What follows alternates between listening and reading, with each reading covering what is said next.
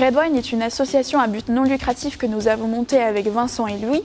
Redwine a pour ambition de réaliser un documentaire sur le changement climatique et ses effets sur les terroirs viticoles en Amérique du Sud.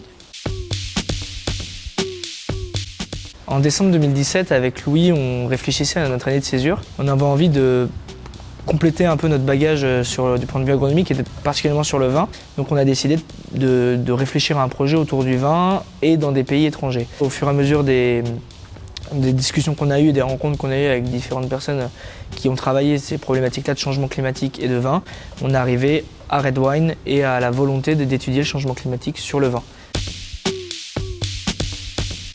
Nous avons choisi l'Amérique latine pour cette expédition 2019 car les effets du changement climatique y sont déjà observables. La vigne pousse de plus en plus au sud et de plus en plus en altitude. La filière viticole d'Amérique latine est depuis le début du XXIe siècle en plein essor. Cela donne lieu à des enjeux climatiques et économiques très importants. Il sera d'autant plus intéressant d'étudier ces problématiques chez des personnes dont la conscience écologique n'est pas encore au cœur de leurs priorités.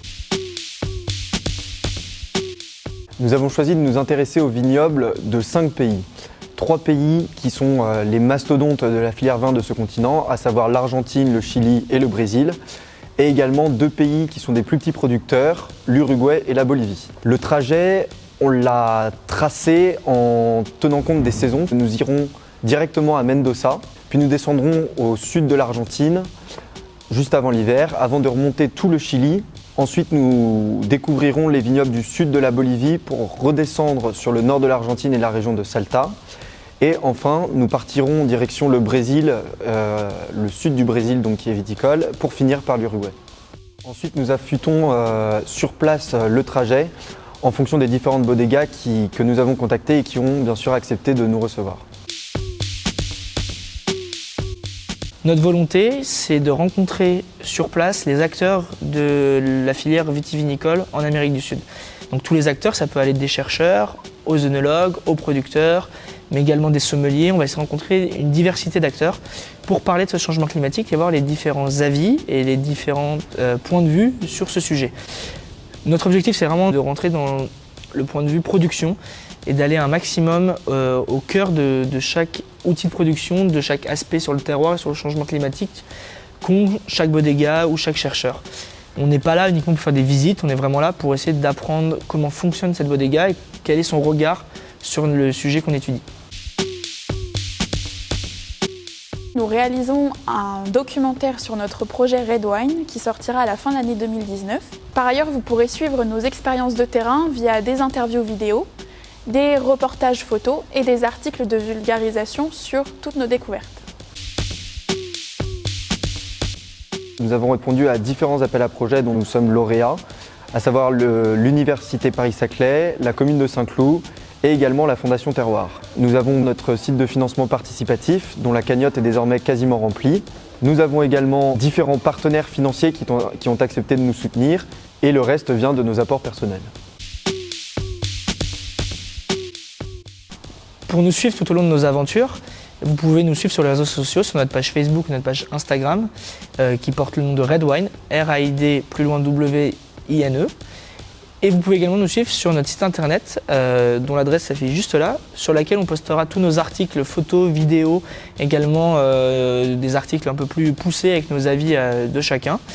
Et nous avons également 2 partenariats pour nous suivre dans la presse, un avec Sud Radio, avec l'émission de radio Invino, qui nous diffusera 2 à 3 fois en direct pendant leur émission. Nous alimenterons également une chronique hebdomadaire sur le site du Point spécial vin. Vous pouvez nous soutenir via notre plateforme de financement Helloasso ou bien nous aider tout au long de notre parcours en nous proposant des contacts pour nos visites ou des personnes qui pourraient nous loger dans les différents pays que nous traverserons. Vous pouvez également relayer et partager les documentaires ou vidéos et articles que vous trouverez sur nos sites internet pour augmenter la portée de notre projet.